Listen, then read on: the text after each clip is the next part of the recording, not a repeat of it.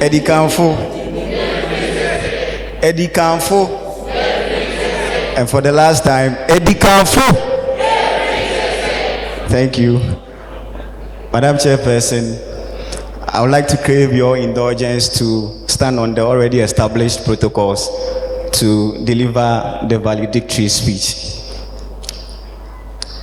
Ladies and gentlemen, before I present my message for you this day, I would like to share an interesting story about a young boy with you all. So a boy once believed that he was not good enough. His life has been nothing but a mystery even to himself. His BC and WASSCE results fell short of his expectations, leading him to doubt his abilities and potential. What I had not realized then was that his academic struggles were not a true reflection of his capabilities, but rather as a result of the challenging circumstances he faced. Ladies and gentlemen, he was in the senior high school alongside two of his sisters, with a single mother shouldering the entire responsibility of their education without any external support. To contribute to his education, he has to run away from school, to play instruments in churches, to earn whatever little he could to pay for his books and other expenses. But upon gaining admission few years later into a college, he decided to experiment on himself. With the newfound support from his mother, sisters, and church administrator, he wondered what the outcome would be if he could fully focus on his studies. Ladies and gentlemen, standing before you this very day as the valedictorian of the 2023 graduating class of the most outstanding college in Ghana, Presbyterian College of Education, Madam Chairperson, is that young boy, now a young man, and the result of the experiment.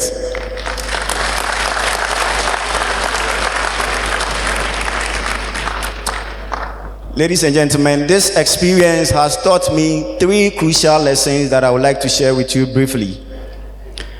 First and foremost, it highlights the immense impact that a supportive environment can have on a student's success.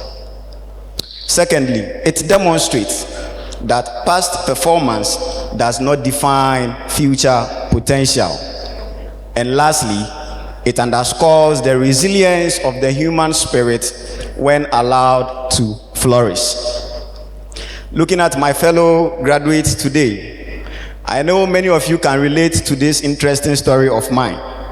I know some of you faced significant challenges that affected your academic performance, because I've seen brilliant minds struggle simply because they lack the necessary support to stay comfortably on campus and focus on learning. Madam Chairperson, I want us to ponder over this, that how many more success stories could we be celebrating today if every student present in this room had their basic needs met? How many CGPAs may have been different, and how many dreams may have soared higher? And I want to say it emphatically that this is not about making excuses. It is about recognizing that success in education is not just about intelligence or hard work. It is also about having the necessary support in order to thrive. Some of our classmates achieved amazing things despite facing incredible odds. Imagine what they could have done with just little more support. So to the future educators and parents in this room, let us remember that your support is not just helpful, it is essential. I plead with you to recognize the profound impact you have on young minds. And I believe that by providing both physical and emotional support, we can create an atmosphere where students can focus on their studies and unlock their true potential. Your encouragement, understanding, and guidance can be the difference between students who believe they are not good enough and those who realize they are capable of achieving greatness. In the words of Malcolm, and I quote, "Education is the passport to the future, for tomorrow belongs to those who prepare for it today." Madam Chair, I am of a true conviction that while it is safe to say that no one knows what tomorrow holds, having an education under your belt will open the door to more opportunities. So what you do today in terms of education will surely prepare you for what is years to come. As I reflect on our time here, I can't help but recall a funny memory that I believe all of you can relate to. Those times when we were in level 100, we used to sit 18 at a table. And there was one fateful Wednesday that I was really hungry and I had to run to the dining hall for lunch. And after sharing everything, to my utmost surprise, I ended up with one slice of yam. Just one. In fact, the feeling was just something else. But I took something from that experience, that it is not always about getting more. It is about being grateful for what you have and making the best out of it. So to my fellow graduates, when we first arrived at the college 4 years ago, we were filled with a mixture of excitement and apprehension. Over the years, we have grown, learned, and transformed in ways we could never have imagined. Personally, I believe graduation is not just the end of a chapter, but it is the beginning of a new adventure. We stand at the threshold of an exciting, challenging journey. The path ahead may seem intimidating, but remember the resilience and determination that brought you here today. I urge you all to challenge the status quo and strive for greatness, because one day I'll be very glad to sit at the comfort of my home together with my future wife and kids, to see some of you on the television, and I'll be happy to tell my kids that I was in the same class with this guy, I was in the same college with this lady. And most importantly, don't forget the God factor, because I believe that standing here today as the valedictorian is simply the doing of the Lord. I remember there was one Sunday when the Reverend Minister, Dr. Nicholas Apresian, visited one of our Sunday services. He led a fundraising and he asked students to sow a seed of 1,000 Ghana cedis in aid of instruments for chaplaincy. In fact, I had no money on me as at that time. The only money I had was the exact amount in my investment account. So, and the instruction was that we should take it from our parents. But I had to go to Koforidua and empty the account and bring the money. So when I went to his office, I told him that, "Papa, this is not from my mom. I emptied my bank account." Then he said I should kneel down. He prayed for me. In fact, he spoke so many words over my life. And one of them I could remember was that you will be celebrated. So, Papa, thank you so much for the opportunity given.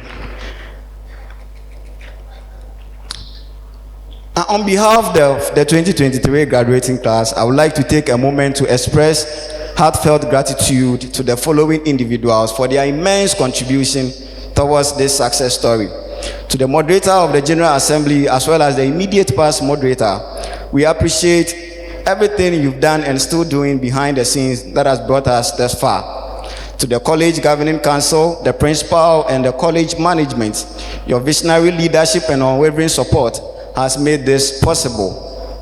To our tutors, your dedication and wisdom have been instrumental in shaping us into the educators we are today. To the non-teaching staff, your behind-the-scene efforts have not gone unnoticed and are deeply appreciated. And to our parents and guardians, especially my mother, Mrs. Dome Comfort. My mom is around. Thank you so much. This woman is a warrior. Ladies and gentlemen, help me say a very big thank you to my mom. She's at the back. Thank you so much, mommy. God bless you so much. And also to my two sisters, Doris and Gifty. They have been so supportive. God bless you. They are around. And to one man who, if not for him, I wouldn't be able to make it to this point. This man saw me and asked a simple question: why are you not in school? And I told him there is no money.